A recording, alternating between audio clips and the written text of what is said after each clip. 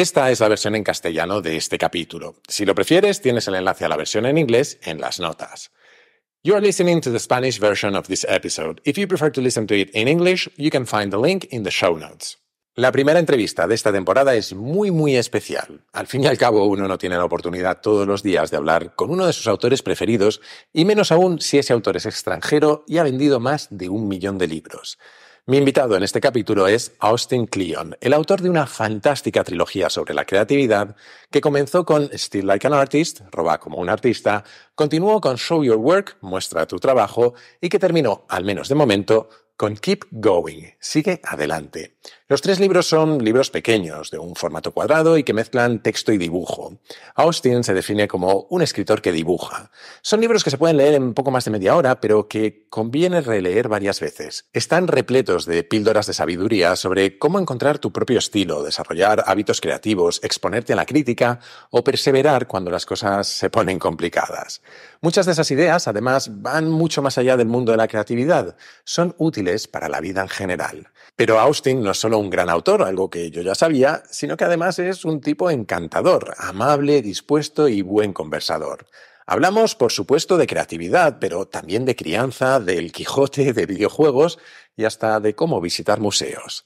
Disfruté mucho de nuestra charla y creo que se nota. Ahora espero que tú también disfrutes de esta conversación con Austin Kleon.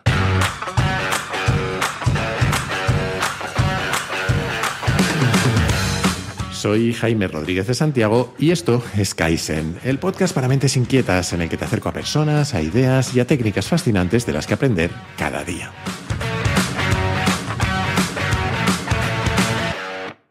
Austin, un placer. Bienvenido a Kaizen. ¿Cómo estás? Estoy muy bien, muchas gracias por invitarme. No, gracias a ti por venir al podcast hoy.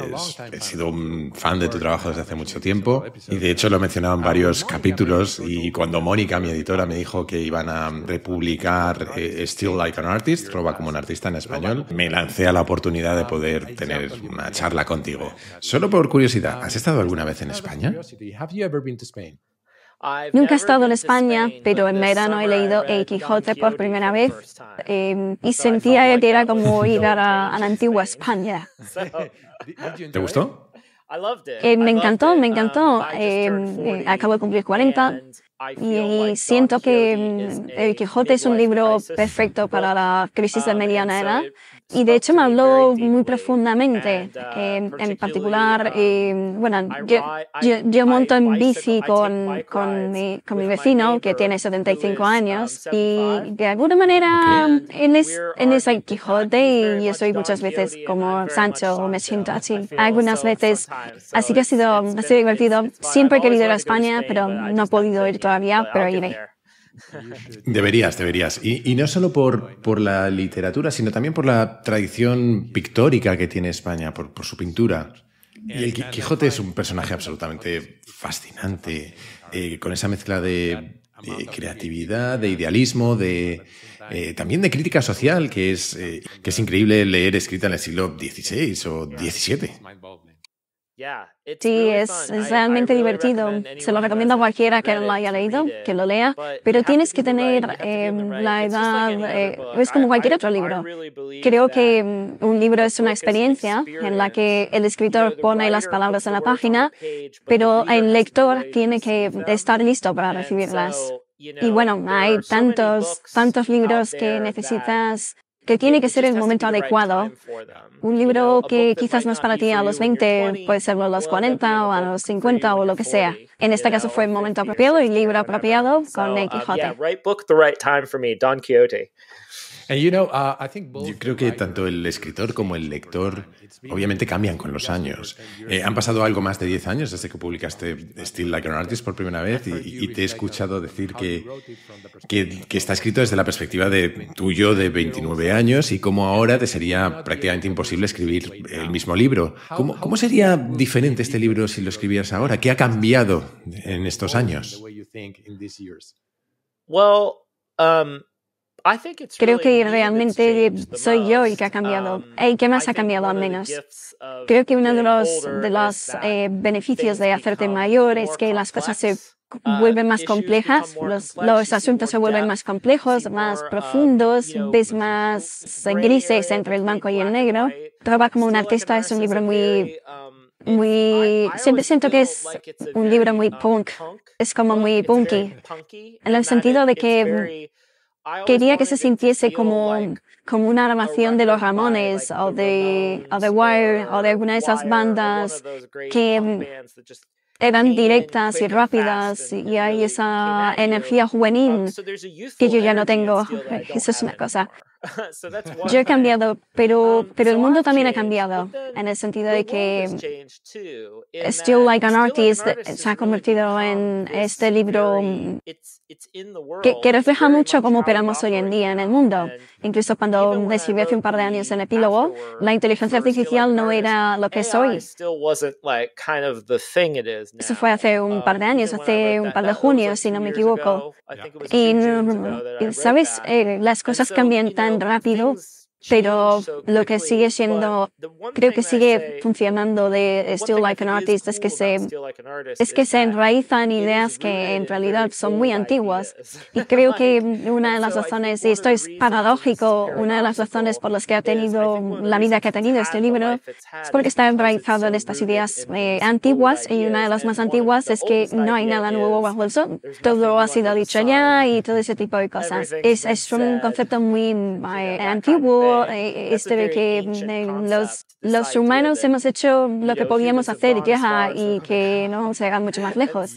Y que da igual que generación sea, todos tenemos esa sensación de que, bueno, he llegado demasiado tarde o ya se ha hecho todo. Eso yo creo que es una idea bastante antigua. Sí, completamente de acuerdo.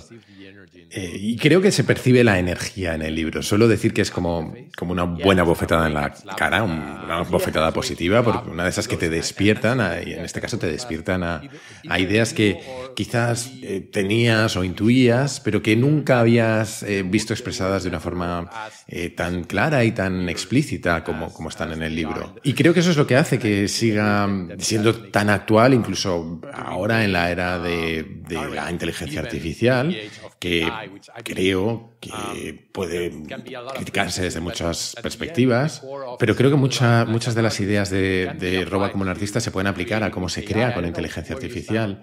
No sé cuál es tu opinión sobre el tema, que es obviamente un tema complejo en el que hay un montón de matices y de cosas que considerar a la hora de entender qué es inspiración y qué es una burda copia. Pero creo que muchas de las ideas del libro se pueden aplicar a la tecnología. The technology itself could be used in that sense. Creo que lo que pienso sobre la inteligencia artificial es que el ordenador es muy bueno dándote lo que ya ha existido antes. Así que es muy fácil decirle, enséñame una película Star Wars hecha por Wes Anderson. Eso es fácil. Y un ordenador puede decir, mira, hago la media de todas estas cosas o lo que sea. Pero lo que es muy difícil son este tipo de saltos creativos en los que se encuentran cosas que no hemos visto antes. Y yo creo que mucho de la capacidad creativa del ser humano viene de hacer lo que una inteligencia artificial hace, que es bombardear nuestros cerebros con toda esta información y digerirla como podamos, pero luego sucede algo muy misterioso en las profundidades de nuestras cabezas, que además es muy contextual, porque tenemos cuerpos que están en el mundo. Si lees algunos de los grandes artistas o bandas o gente que usaba su cuerpo en el trabajo, hay algo que sucede que no sabes muy bien qué está sucediendo, que es como misterioso. Y la inteligencia artificial no tiene eso, no tiene ese misterio, no tiene un cuerpo, no sabe lo que es estar en el mundo o estar en una habitación con gente. No sabe lo que es tener una audiencia o un alma. Así que para mí es interesante ver cómo van a acabar las cosas. It's going to be interesting to see where things end up.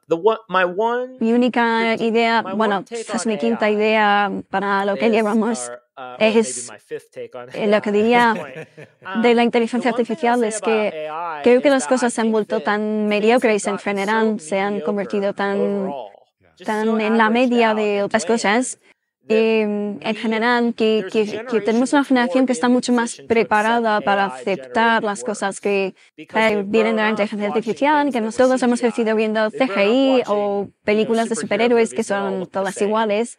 Así que hay esta especie de sensación de que todo es mediocre y parecido.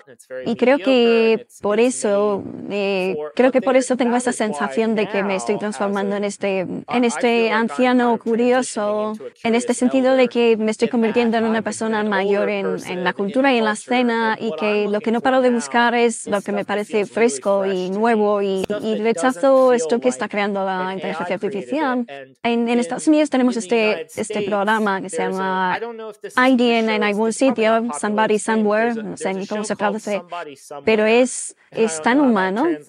Cada vez que veo este programa, pienso, ningún ordenador puede hacer esto, porque es tan simple, tan humano, tan directo.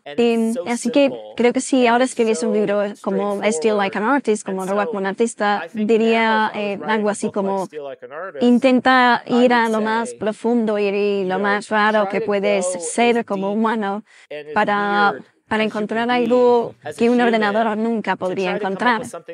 Y creo que de alguna manera la inteligencia artificial puede ser un gran regalo para nosotros, porque quizás dejamos de perder el tiempo con las cosas que el ordenador puede hacer y podemos dar un salto hacia adelante. Al menos esa es mi misión optimista.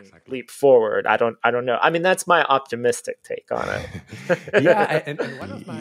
Y una de mis preocupaciones, que resuena mucho con algunas de las cosas que has dicho, es esta preocupación de que a medida que sigamos alimentando inteligencias artificiales con contenido generado por IAs, va a haber esta espiral decreciente de calidad que va a hacer que todo sea peor con el paso del tiempo. Así que estoy completamente de acuerdo contigo en que quizás el mejor regalo que nos ha dado la inteligencia artificial es este empujón a salir de nuestra zona de confort creativa y a extras ideas más raras, y que más se puedan diferenciar de esa media que pueda generar la propia inteligencia artificial. Sí. Y una de las cosas que sí pienso que son interesantes de Still Like an Artist es que recomiendo que la gente nade a contracorriente hacia arriba del río. Si te gusta mucho una banda de música, una de las formas en las que creces como artista, y no escuchando a quienes ellos escuchaban, e ir hacia atrás y hacia arriba en esas fuentes. Y otra de las cosas que sucede con un artista, no solemos honrar esto suficiente, pero una de las cosas que hace a un artista son las cosas a las que no ha sido expuesto.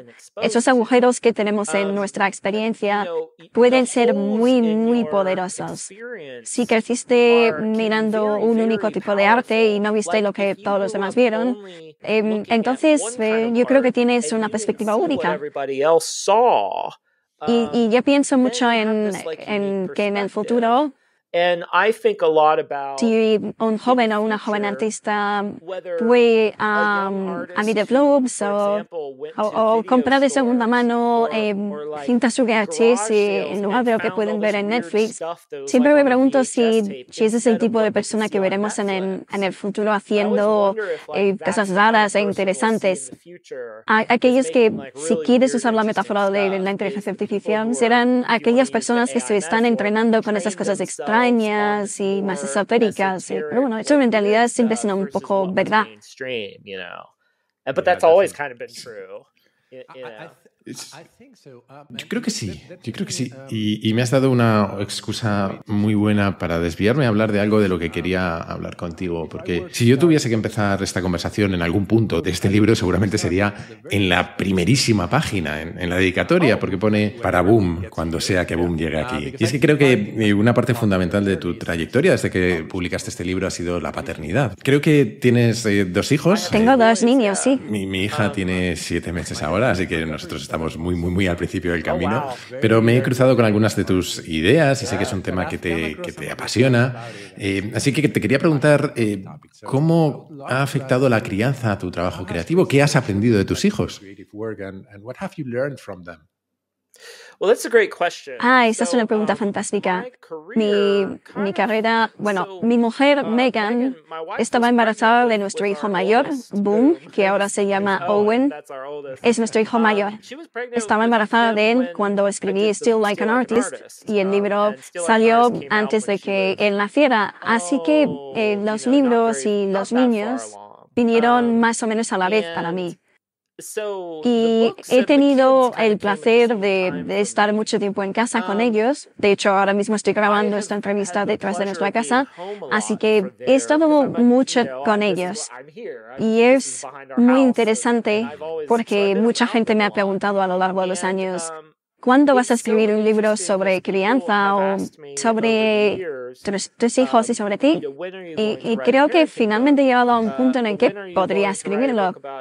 Pero no es el libro que creo que nadie quisiese. Y eso es lo que he descubierto en mi trayectoria con ellos. Tener niños alrededor te enseña que los niños son artistas natos, científicos natos, están completamente conectados al universo. Todo es nuevo para ellos, todo es psicológico, interesante y maravilloso.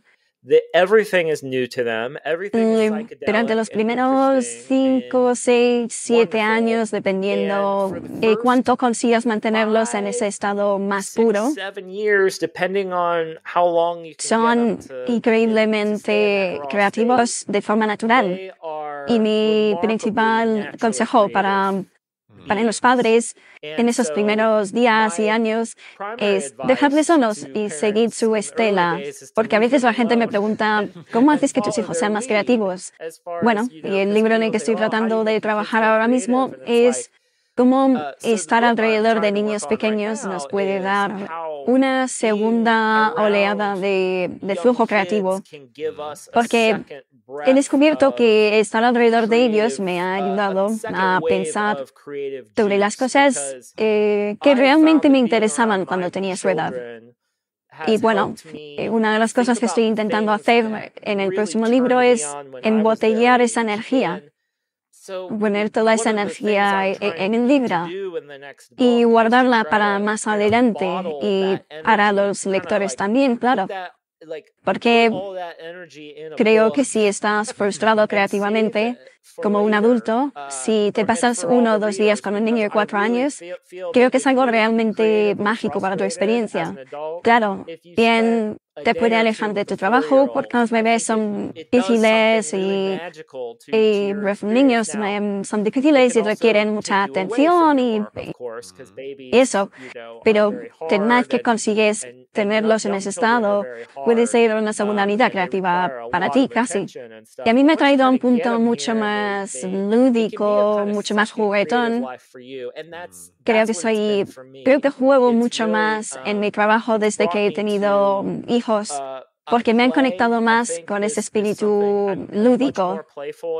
Intento constantemente, bueno, los niños es que en realidad tienen lo que los artistas quieren, ojos frescos.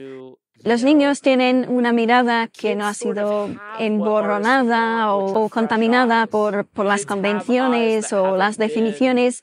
Nada de eso. En realidad tienen ese poder puro de ver las cosas.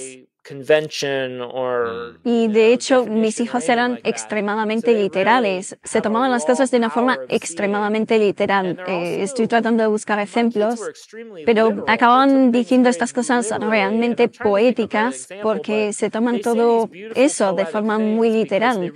A veces dicen cosas realmente místicas. Una vez estábamos sentados alrededor de una hoguera en el campo y mi hijo Jules nos dijo, parece que el fuego quiere contarnos una historia. Pensé, wow. Así que uno de mis proyectos como padre ha sido intentar capturar esos momentos para mí. Lo que estoy tratando de hacer es transferir esa experiencia a un libro que pueda beneficiar a todo el mundo, porque realmente me gustaría que, bueno, hay gente con niños y sin niños, pero creo que todo el mundo se puede beneficiar de la misma manera que todo el mundo se puede beneficiar de tener gente mayor en sus vidas. Creo que todo el mundo se puede beneficiar de tener esta capacidad de asombro infantil. Así que mi proyecto actual es tratar de embotellar esto en forma de libro, robar su energía ahora que estoy cansado y no tengo más. No, es como vampirizar a estos niños, ponerlos en un libro. Bromas aparte, mi sueño es que un día cuando tengan mi edad y abran este libro, dirán, así éramos para papá, o así éramos. Así que tengo este proyecto en mi cabeza que me ha llevado años, en la mitad de una década, solo pensar o entender cómo hacerlo, pero diría, bueno, esta es una respuesta muy larga para responder que mis hijos me han enseñado, que he aprendido cosas increíbles de ellos, y dudo. Bueno, no hay manera alguna de que ellos hayan aprendido de mí tanto como yo de ellos. Sí, ha sido algo increíble. Ahora, dicho esto, yo tengo mucha suerte porque mi mujer es una madre a tiempo completo. Yo tengo un poco menos del trabajo duro doméstico que conlleva la crianza, así que tengo todos los beneficios y menos de las desventajas. Pero también he pasado mucho tiempo en los últimos 5 años leyendo memorias de madres que han sido artistas y siendo realmente inspirado por artistas para quienes sus hijos fueron una segunda juventud creativa. Porque hay una frase terrible de un escritor americano llamado Cyril Connolly que dice que el enemigo del buen arte es la sillita bebé. Y para mí fue todo lo contrario. Yo sentí que mis hijos me dieron permiso para volver a esa pasión temprana que me llevaba a querer hacer cosas y a hacer lo que hago. Así que ha sido un tiempo maravilloso. No es que haya sido fácil, pero ha sido maravilloso. That made me want to make things and do what I do in the first place. So it's been a marvelous time. Not that it's been easy, but it's been marvelous. I imagine. No, me puedo imaginar. Yo solo tengo 7 meses de experiencia, pero es obviamente difícil. Pero a la vez es absolutamente fascinante cómo un niño pequeño mira la cosa más simple del mundo con una admiración y fascinación absoluta, cómo trata de entender de qué está hecho el mundo y cómo funcionan las cosas y cómo las analiza desde todos los ángulos posibles, tratando de entender qué es cada cosa. Es increíble. Bueno, acabas de describir un artista, eso es lo que un artista se supone que debe hacer. Se supone que debe mirar a cosas realmente simples y girarlas y darles vueltas y decir, mira qué raro es esto. Y si son buenos artistas, pueden hacernos mirar a nuestras vidas, a nuestro día a día, como si fuera algo extraño o alienígena. Y eso es lo que hacen los niños y es lo que es tan maravilloso si no estás tan estresado y cansado como para pasar tiempo suficiente con ellos. Y una cosa que creo que es curiosa de la crianza es cómo las cosas más pequeñas a veces pueden acabar definiendo cómo somos. Yo soy ingeniero, pero soy hijo de artistas. Mi padre era pintor y mi madre ha experimentado con la escritura y la fotografía toda su vida. Y creo que tomé de ellos parte de esa pasión por crear, aunque la canalicé de una forma diferente. Y documentándome para esta entrevista, vi algunas cosas que tus padres te enseñaron que acabaron encontrando su camino hasta tus libros, incluso a pesar de que no era necesariamente un consejo creativo. Así que quería preguntarte qué cosas aprendiste de tus padres que te acabaron impactando en cómo ser una persona creativa.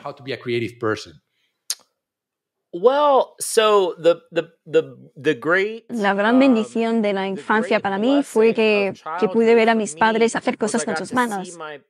Crecí a las afueras de un pequeño pueblo en el campo. En realidad crecí en mitad de un campo de maíz y mi madre fue una profesora de labores domésticas y luego trabajó como en la administración educativa, pero enseñaba a la gente a cocinar, a coser y a hacer un hogar.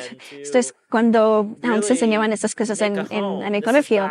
Así que cuando cuando crecía veía a mi madre cocinar, coser, hornear, siempre hacía cosas, labores manuales. Recuerdo ir a ferias de artesanía, ella estaba muy involucrada le gustaba mucho la moda, me llevaba de compras todo el tiempo. Y luego, en el otro extremo de esto, mi padre, no debí ser tan creativo cuando era joven, porque estaba trabajando todo el rato, pero sí le vi trabajar en el coche y cosas de esas. Pero luego, cuando fuimos un poquito más mayores, mi padre decidió comprar esta propiedad, este terreno, y lo convirtió en este precioso pequeño rancho de caballos. Y verlo empezar así, solo me di cuenta después que me había servido para ver a alguien tomar algo donde no había nada y convertirlo en algo. Y creo que ese es el mejor regalo que me dio. Creo que una de las razones por las que mis libros son inclusivos o conectan con otras personas es porque aprendí de personas que jamás se hubiesen llamado a sí mismas artistas o que no estaban interesadas en el arte con una A mayúscula. Así que sí, yo creo que eso es lo que mis padres me dieron. Y bueno, ambos eran personas con una formación. Así que siempre recibí el mensaje de que aprender era importante. Pero sí, yo creo que ese fue tu principal regalo hacia mí, mirando hacia atrás, de estar alrededor de unos padres que hacían cosas con sus manos. Eso fue un gran increíble. That was a remarkable gift. And I think it was a remarkable gift in two ways, because it's not only seeing people doing creative things. Y creo que es un regalo estupendo, al menos por dos motivos. Por un lado, porque no es solo ver a otras personas hacer cosas, sino además aprenderlo sin mucha de la tontería que acompaña al mundo creativo y al mundo artístico. Algo que me molestaba de los círculos artísticos en los que se movían mis padres era esta especie de distinción que se hacía entre la gente que tenía un talento puro e innato y aquellos que habían desarrollado una capacidad técnica a través del trabajo duro, ¿no? Y parecía que la gente que tenía un talento puro era admirada y quienes simplemente habían llegado a una excelencia técnica eran menos valorados. Tú has escrito una trilogía muy bonita sobre la creatividad, no solo con Still Like an Artist, sino también con Show Your Work y con Keep Going. Yo creo que esa trilogía habla también de cómo el trabajo en el día a día acaba reforzando cualquier talento que uno pueda tener. Así que quería preguntarte, ¿hasta qué punto puede alguien convertirse en creativo? O quizás diría mejor expresar su creatividad interior, porque creo que todos la tenemos, aunque no siempre sabemos sacarla. Una de las cosas en las que he ido interesándome cada vez más es el mundo alrededor, es pues pensar, bueno, en Show Your Work, en mi libro de muestras de trabajo, hablo de esta idea de genio, ¿no? Que es un poco lo que tú decías, esa persona sobrehumanamente talentosa que tiene todo por naturaleza, pero luego Brian Eno, el músico, tiene esta idea de simius versus genius, genio frente al genio, que es como las grandes obras, el gran arte, muchas veces aparece en mitad de esto que se llama el escenio, la escena, que es como este grupo, esta escena de gente que roban los unos a los otros. Y piensas en alguien como por ejemplo Picasso. Picasso es sobrehumanamente talentoso, pero era hijo de un profesor de arte, estuvo rodeado de artistas toda su vida, viajó a París, etc. ¿Podrías contar la historia de Picasso menos como este tipo genial y más como la de esta persona con mucho talento que creció o que se desarrolló en un entorno apropiado? Y por eso una de las cosas que me gustaría que la gente se llevara a mi trabajo es que quizás tú no seas la persona mitad de la escena, pero puede ser esta persona en un lado de la escena que tiene esta vida súper rica, jugando un papel en esa escena o conectando a gente o simplemente aprendiendo de todos.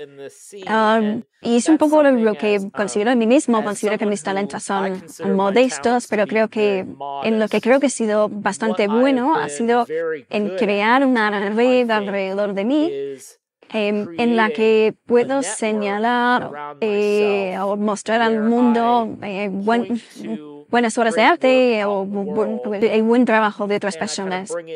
Así que creo que una parte muy importante de mi trabajo no soy yo diciendo, mira lo que he hecho, sino es decirle al resto, mira, esto es bueno, me encanta esto, has pensado en esto, has visto esto.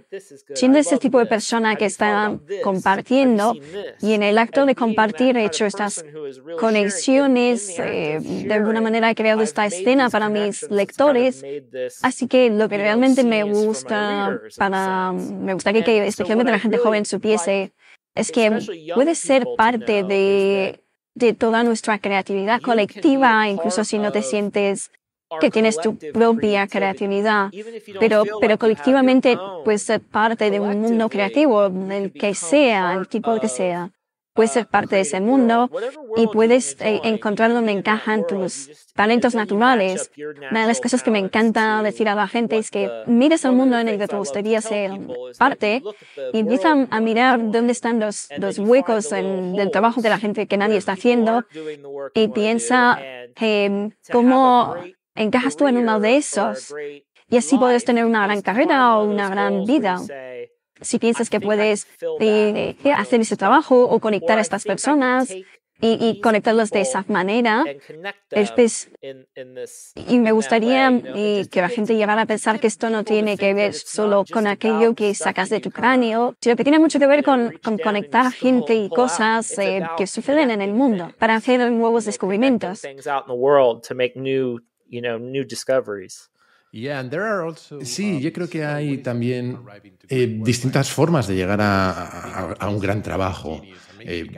Siempre pensamos en estos grandes genios como Picasso, capaces de pintar cualquier cosa que quisieran en el momento, pero luego escuché una vez un gran capítulo de podcast de Malcolm Gladwell que hablaba de la historia de la canción de Aleluya de Leonard Cohen y que tardó como 15 años en llegar al resultado final, y ahí comparaba a Picasso con Cézanne.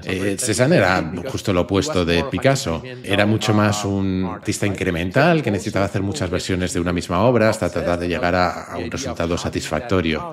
Y creo que muchas veces acabamos obsesionados con la idea de tener ese talento en lugar de encontrar formas de alcanzar el resultado que queremos alcanzar. Y a veces es mucho más encontrar el hueco en el que tú encajas. Y otro de mis libros favoritos de creatividad, que creo que conoces además, es El hábito creativo de Twyla Tharp. Ah, sí, lo tengo aquí atrás. Me encanta cómo pone la estructura y el hábito al servicio de la creatividad. De forma positiva acaba industrializando el proceso, a la vez que deja hueco para que aparezcan las ideas. ¿Qué piensas tú sobre los hábitos? ¿Cuáles son tus recomendaciones? Creo que es interesante cómo Andy Warhol llamaba a su estudio la fábrica o la factoría. Y Warhol hablaba todo el rato de cómo quería convertirlo en una máquina, y en realidad te das cuenta de que él no era una máquina, sino que sus manos estaban detrás de todo. Algo que me gusta de la idea de hábito de Twyla Tharp es que tener una rutina creativa, bueno, la gente piensa, soy un artista, no necesito una rutina, no puedo tener una rutina, tengo que ser libre.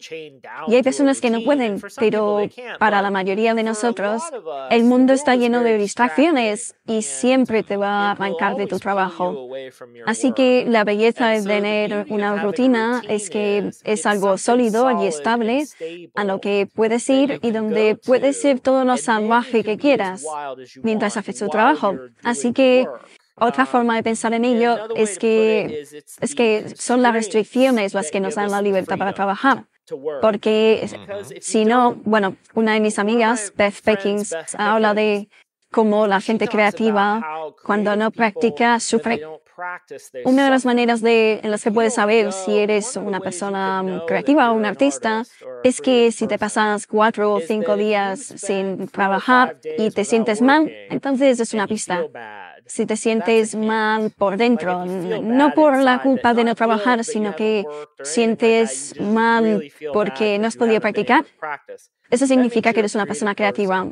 Y una de las cosas que un calendario, una rutina hace es que te obliga a trabajar, te lleva a trabajar, te lleva físicamente al lugar de trabajar. Y entonces ya puedes practicar, puedes hacerlo como tú quieras. Y eso es espiritualmente refrescante. Yo no soy la persona más religiosa, pero siempre encuentro que el artista debe convertirse en un devoto, debe dedicarse al trabajo, de la misma manera que un monje o una monja deben dedicarse a Dios. Y bueno, estaba leyendo sobre unas monjas en cierta ocasión en las que la monja decía: no rezamos porque tengamos problemas, rezamos porque la campana suena. Sí que tenían en el monasterio este campanario y rezaban porque la campana sonaba. Es como esa devoción a la práctica. Te puedes cultivar eso en tu propia vida. Yo realmente creo en el poder de ir al mismo lugar, a la misma hora, todos los días. Si lo haces, te vas a sorprender de lo que sucede. Y ese es siempre mi primer consejo para todo el mundo. Simplemente intenta ir siempre al mismo sitio, a la misma hora, con los mismos materiales, mismo espacio, tiempo y materiales, todos los días durante un mes. Y a ver, también conozco a una escritora llamada Mary Card que me dice: ¿por qué no intentas rezar durante 30 días a ver si tu vida mejora? Es esta idea de hacerte devoto de algo. Porque, bueno, es que en el fondo no somos tan avanzados. Sí, tenemos nuestros ordenadores, la inteligencia artificial y todas estas cosas, pero no somos en realidad tan avanzados. Seguimos respondiendo a estas antiquísimas prácticas, a esta idea de devoción, de hábito. Es gracioso que lo que las monjas llevan en inglés se llama un hábito. Y al final, yo creo que es esta sensación, bueno, esto que dice Twyla Tharp, yo creo que Twyla Tharp habla de esto, este sentido de ritual en el que cuando llegas al estudio y te pones una sudadera vieja o un sombrero o lo que sea y empiezas a trabajar, hay algo en esa transformación que, bueno, te pone en el estado mental en el que puedes empezar a jugar y a trabajar, supongo. And then you can get to play. You get to work, I guess. De alguna manera refuerza el poder del hábito, ¿verdad? Porque el ritual te pone en la mentalidad apropiada y te permite arrancar el proceso de una manera en la que cuantas más veces lo has hecho, más rápida es esa conexión. O eso imagino. Sí, y tienes que estar preparado para que no suceda nada. Eso es lo que es realmente duro para la gente. Es saber que, bueno, yo le digo a la gente todo el rato que habrá días en los que me siento a hacer un poema cada día y 9 días no sucede nada y es todo basura. Y luego, de repente, quizás en el 10º día aparece algo que se puede guardar. Y eso no está mal, no es un mal porcentaje de bateo. Siempre pienso que si puedes conseguir una frase que puedes guardar a la semana, ya es algo. Siempre digo a la gente que Stephen King, el escritor americano, la forma en la que él lo explica es que si él puede escribir una página cada día, al final del año tiene 365 páginas y ya está, eso es una novela. Si puedes hacer una página al día, esos días se van sumando. Esa es otra idea que aparece una y otra vez en mis libros, que es como estos pequeños esfuerzos, todos se van acumulando hasta que al final tienes pues, una obra completa. Exactly. Has mencionado una de mis obsesiones que tiene que ver con la creatividad, que son las restricciones. No sé si has visto alguna vez una película que se llama Buried.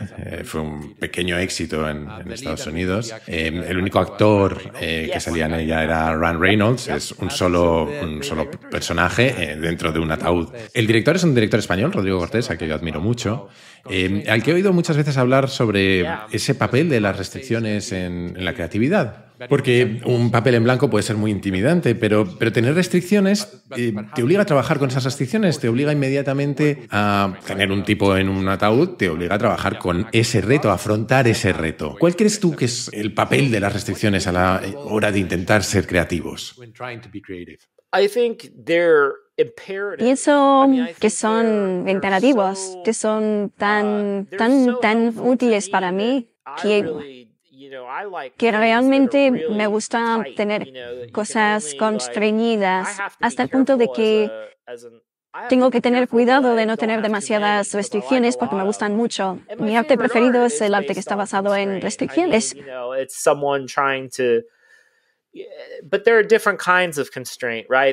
Pero hay distintos tipos de restricciones, claro. Hay restricciones temporales, que podemos hacer en 15 minutos, por ejemplo. Hay restricciones espaciales que podemos hacer en el autobús, camino al trabajo. Hay restricciones materiales que podemos hacer con un boli y un papel. Quizás podemos hacer un collage sin tijeras. Ese tipo de cosas. Hay distintos tipos de restricciones, pero creo que necesitas al menos algo que esté constreñido para que necesitas algo con lo que pelearte. Tiene que haber un poquito de fricción. Tiene que haber with an oyster. Tienes que encontrar soluciones de alguna manera. Tienes que encontrar soluciones para llegar a donde quieres llegar, ¿no? Sí, necesita haber algún tipo de problema contra el que te pelees. Siempre pienso, yo monto en bicicleta y me encanta montar. Y una de las cosas que siempre estoy pensando es en la fricción. Si tienes demasiada fricción, la bicicleta no se mueve. No puedes ir a ningún lado, pero si no tienes ninguna fricción, tampoco irás a ningún lado. Las ruedas empezarán a girar, pero no avanzarás. Así que necesitas la suficiente fricción. Y eso es cierto en el trabajo creativo también. Necesitas encontrar la fricción apropiada. Un músico es un ejemplo muy fácil. Un músico necesita encontrar un instrumento que sea lo suficientemente fácil y lo suficientemente difícil de tocar. Esto Jack White, de los White Stripes, habla mucho de ello. Habla de cómo le gustan las guitarras que son difíciles de tocar, porque siente que se tiene que pelear con ellas hasta obtener el sonido apropiado y ese tipo de cosas. Soy un músico como hobby, bueno, es lo que hice al principio de mi carrera y lo que aún hago, pero el haiku creo que es un ejemplo maravilloso. Cualquiera puede escribir un haiku, técnicamente, pero ser capaz de escribir un buen haiku lleva mucho tiempo. Hasta meterte en esa mentalidad y tener esa capacidad. Así que siempre pienso que las restricciones lo son todo para mí. Hasta el punto de que cuando estoy trabajando en un libro, siempre me ayuda a saber cuál va a ser el tamaño y la forma. Uno de los motivos por los que hago estos libros pequeños y cuadrados es porque ya sé qué puedo hacer con ellos. Así que para este siguiente libro ha sido un poco gracioso porque pensaba que esta trilogía quizás se había acabado, pero me puse a pensarlo y dije, realmente me gusta este formato cuadrado. Tiene algo que hace que sea muy fácil para mí trabajar con él, porque me impone las restricciones adecuadas. Así que encontrar esas restricciones creo que es casi obligatorio. Y una de las cosas que es realmente interesante es que las restricciones que pones a tu trabajo ahora, en algún momento van a dejar de funcionar, te vas a encontrar soluciones a ellas y vas a tener que buscar otras nuevas. A lo mejor encuentras una antigua guitarra que es difícil de tocar, pero pasado un tiempo ya sabes cómo funciona. Así que lo mismo necesitas encontrar otro instrumento o lo que sea. Así que es la necesidad de evolucionar constantemente. Esa es otra de las cosas que creo que para las que tenemos que estar los artistas, los padres preparados. Que es que tienes que estar evolucionando constantemente. En el momento en el que crees que sabes cómo se hacen las cosas, estás en un lugar muy peligroso. Porque en el momento en el que crees que como padre o como artista estás en un muy mal lugar. En este momento lo mejor que te puede suceder es algo caótico que te saque de tu equilibrio y te rete. Pero lo peor que podría pasar a un artista, creo, de muchas maneras, es que sienta que ya sabe hacer lo que hace.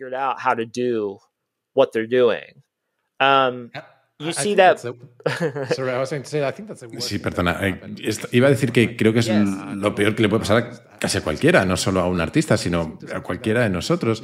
Y me lleva a algo que quería hablar contigo, porque creo que mucho de tu trabajo es sobre creatividad, lógicamente, pero hay un montón de ideas que son de alguna manera mucho más universales. Por ejemplo, esto de lo que acabamos de hablar, creo que es aplicable no solo a un artista, sino a casi todo el mundo que está tratando de encontrar su propósito en la vida.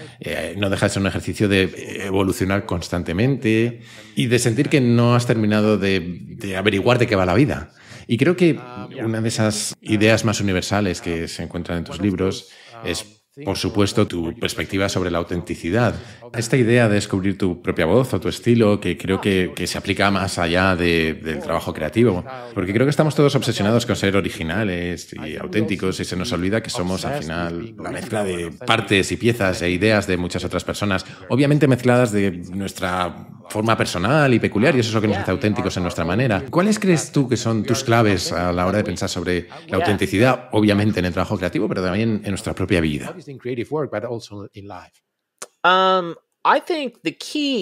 Creo que la clave es, creo, bueno, esto es lo que pienso ahora mismo, es identificarte realmente con aquello que estás llevando. Encontrar cosas que piensas que podrías haber hecho tú o que son las cosas que realmente resuenan contigo. Es tener autoridad, tener el sentimiento de que eres suficiente, de que puedes confiar en ti mismo, en tu gusto. Y esto requiere mucho valor, mucho coraje, porque si ves lo que sucede, por ejemplo, si te atrae algo que a la mayoría de la gente no le atrae o que le atrae a muy poca gente, puedes empezar a decirte, estoy roto, soy raro, estoy equivocado, quizás a lo mejor no lo entiendo, no entiendo nada, me deberían gustar las pelis de superhéroes. Necesitas tener ese coraje para realmente amar lo que amas y para poder dedicarte a las cosas que realmente te estimulan sensorialmente.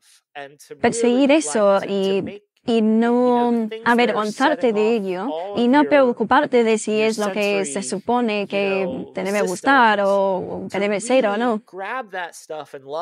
Creo que Quentin Tarantino, el cineasta, es un gran ejemplo de eso. Él se permitía al principio amar cosas que otras personas pensarían que era basura o demasiado bajas para ellos. Y creo que todos los artistas, o cualquier artista, necesita descubrir que lo que sucede con la influencia es que activa algo entre nosotros. Las grandes obras nos activan, nos llevan a nuestra propia creatividad o nuestros ruidos o lo que sea, activa nuestro trabajo creativo. Y por eso oirás a un montón de artistas decir, fui a ver a esta persona y pensé, me dieron como el permiso para hacer eso, toda la variación, y dije, vale, pues eso es lo que puedo hacer, quiero hacer eso. Y eso es lo más poderoso que un joven artista puede tener, pero creo que lo que es inauténtico es amar lo que otros aman o lo que el mercado ama. Simplemente intentar ser como la media, como el ordenador. Es como, voy a hacer la media de lo que la gente piensa. Un podcast es esto, pues voy a hacer esto. Ese tipo de cosas. Me pasa a mí todo el tiempo con mi newsletter.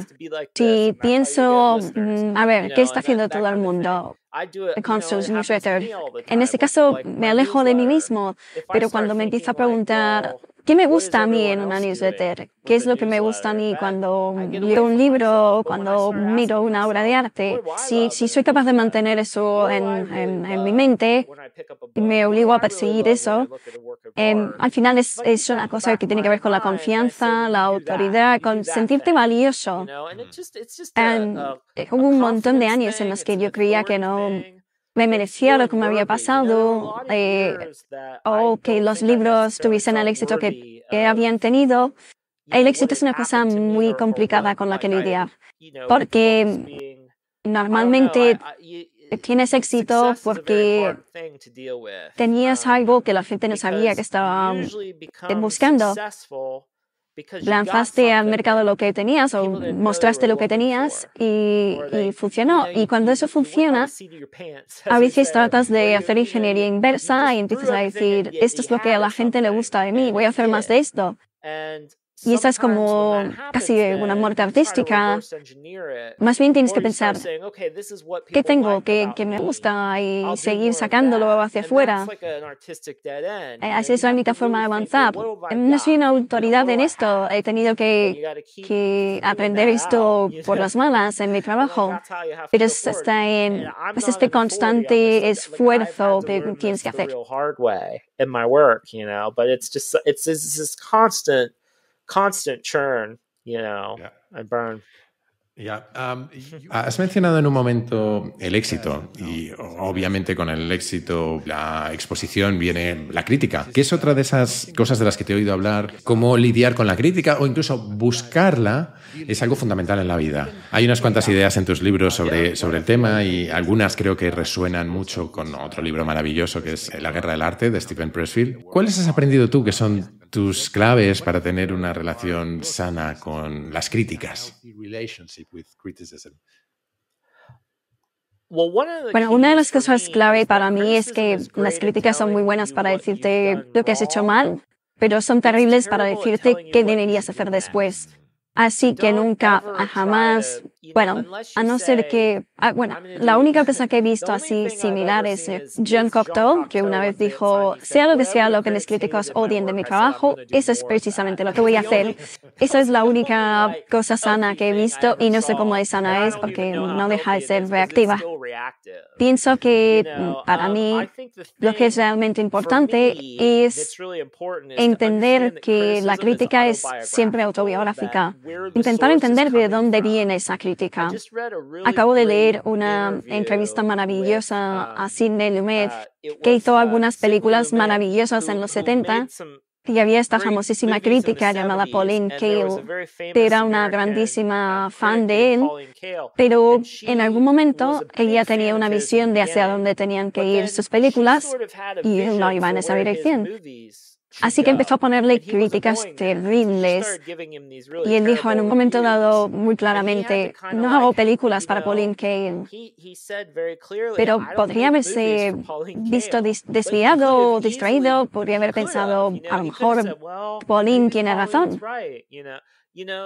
Así que yo creo que no puedes hacer que el trabajo sea para nadie más que para ti, es demasiado difícil. Sidney Lumet hizo una de mis películas favoritas de los 70, que es Network, que es una película increíble y que de alguna manera habla un poco de eso.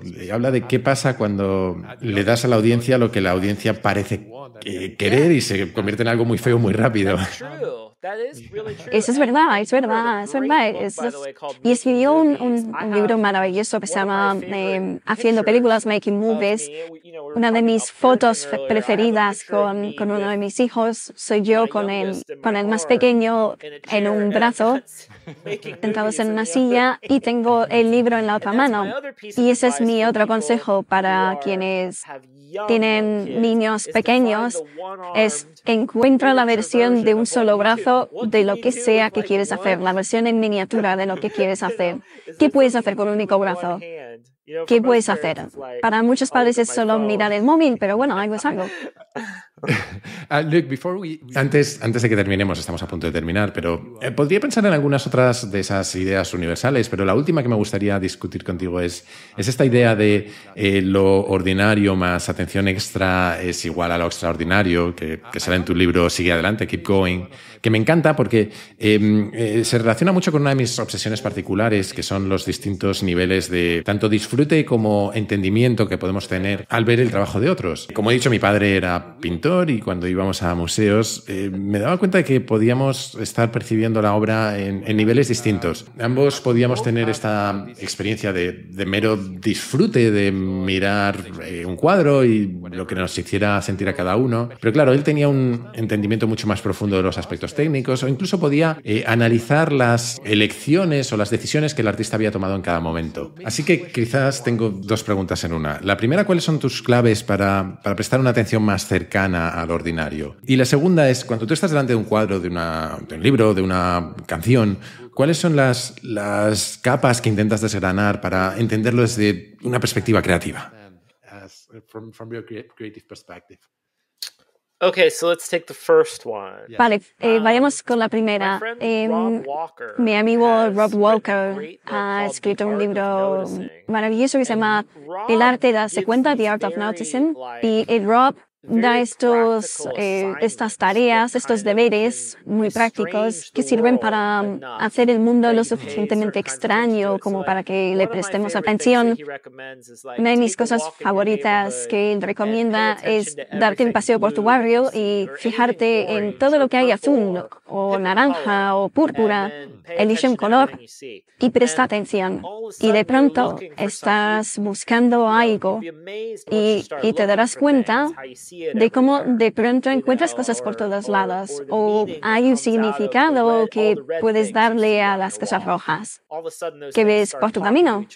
De golpe todas esas cosas empiezan a hablar entre sí y hablarte a ti.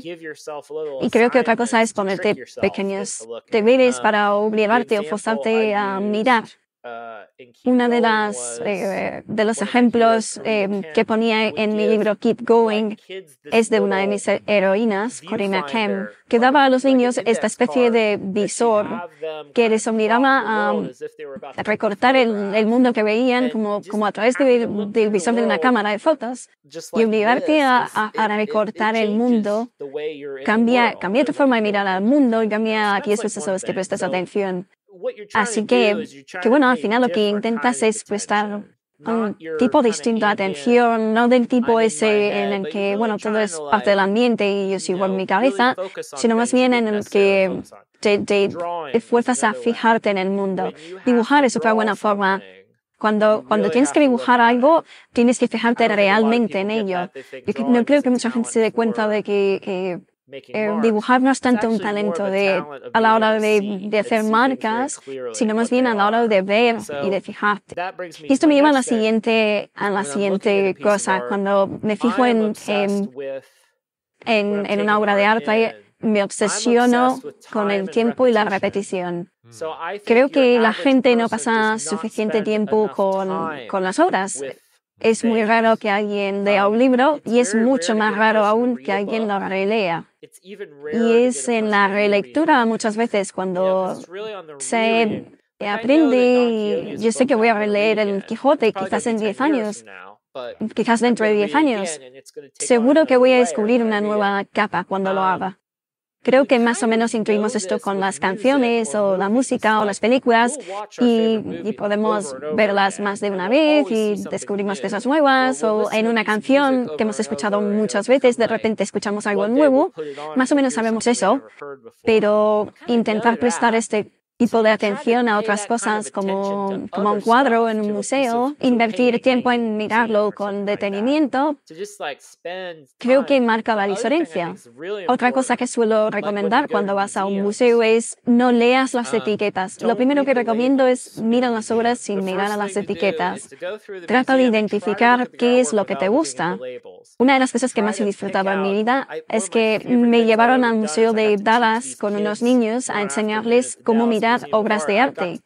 Y yo no creo que nunca a nadie les hubiese dicho a estos niños eso. No miro las etiquetas, simplemente nos vamos a parar aquí, mirar alrededor y buscar algo que nos llame la atención, que nos lleve a preguntarnos qué es eso y nos acercaremos.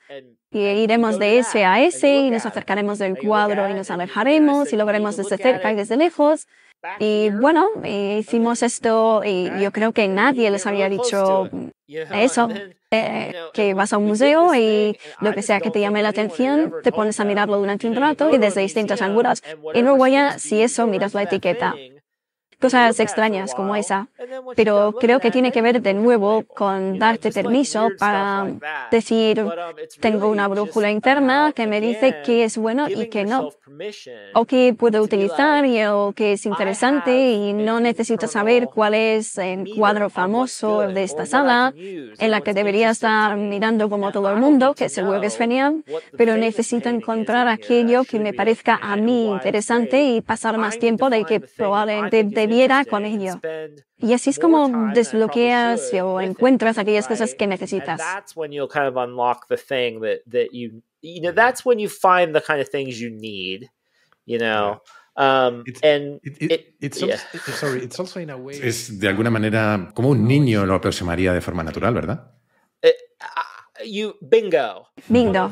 Una de las cosas que hice cuando fui con mis hijos a un museo de arte, simplemente les dejaba moverse, les decía, me he encontrado algo que os guste y me lo contáis. E hicimos eso, y la mitad del tiempo sería algo que no tenía nada que ver con un cuadro. Esa es la cosa increíble de los niños. Tengo estas fotos maravillosas de mis hijos tirados en el suelo mirando al letrero de salida desde el suelo. Y pensé, esto es alucinante. De nuevo, esto es lo que queremos, esto es lo que ir a un museo debería provocar en nosotros. Y puedes llegar a este estado casi de éxtasis. Si es como yo y estás en un museo durante suficiente tiempo, todo se convierte en extraño y raro y es casi delirante.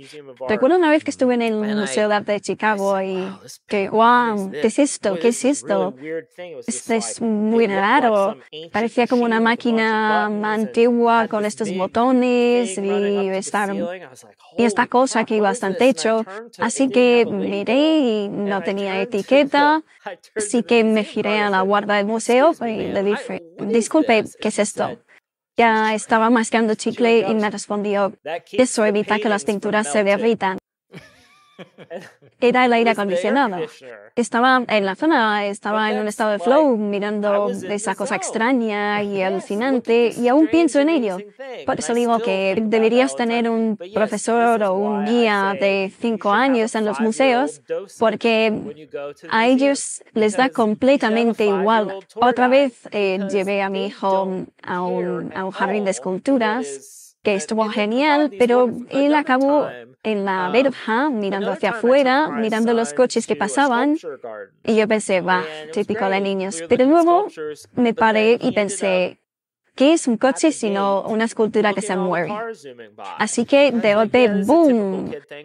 Esa cosa mágica sucedió, y esto es realmente lo que el arte y la literatura y todo lo creativo que hacemos debería provocar en la vida.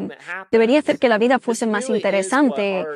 Debería hacer que la vida fuese que nosotros queramos salir de la cama cada mañana y ver qué hay en el mundo. Realmente para lo que se supone que sirve el arte es para hacernos ver el mundo de una manera diferente. In the morning and see what's in the world. It's literally supposed to just make us see the world differently. You know. That's beautiful. Sí, es precioso, estoy completamente de acuerdo. Desgraciadamente nos acercamos al final de la entrevista, que estoy disfrutando mucho, pero hay una pregunta que es casi obligatoria en este podcast, y es que mi misión con este proyecto es ayudarme a mí y a otros a intentar entender el mundo un poquito mejor cada día. Así que siempre pregunto a mis invitados la misma pregunta, que es ¿qué 3 libros o películas o documentales o videojuegos o lo que sea te han ayudado a ti a entender mejor el mundo o han moldeado tu perspectiva sobre el mundo? 3 que se te ocurran. Eso es todo un reto. Este es un reto. De intentar hacer multimedia. Lo voy a intentar. Empecemos por un libro. Diría, hay una mujer llamada Linda Berry y su nombre sale en varios de mis libros. En un libro llamado What It Is, que es, tiene otros cuantos libros y es como mi heroína. Mucho de lo que digo es, realmente soy yo filtrando a Linda. Es como mi estrella polar, mi estrella guía. Ha sido una gran inspiración para mí. La conocí cuando tenía 20 22, creo, algo así. Y se convirtió en mi artista favorita. Y tiene un maravilloso Instagram, sus libros son maravillosos todos. Videojuegos. Llegué a Zelda muy tarde en mi vida y me he dado cuenta de que jugar a Zelda tiene algunas... pasar tanto tiempo, jugar tanto tiempo a Zelda. He jugado durante 100 horas a Breath of the Wild y otras tantas a Tears of the Kingdom. Y me he dado cuenta de que jugar tantas horas ha recableado mi cerebro. Es una experiencia increíblemente escapista. Zelda se vuelve interesante para mí. Bueno, juego a videojuegos de una forma muy rara. Escucho podcasts mientras juego a Zelda. Así que quizás puedo argumentar para la gente que si os sentís culpables jugando a videojuegos, podéis escuchar podcasts a la vez. Porque a mí me interesa mucho la manera en la que distintas formas de arte pueden hablarse entre sí a la vez. Ayer estaba leyendo una cosa sobre psicología, psicología junguiana, mientras jugaba Zelda y Jung hablaba de cómo los sueños son las raíces de pensamiento en el día a día, y yo estaba jugando a Zelda y estaba dentro en las profundidades debajo de la tierra, buscando estas raíces que son como raíces de luz que te permiten salir a la superficie. Así que fue como muy raro. Realmente pienso que la leyenda de Zelda, estos dos juegos son mis obras de arte favoritas.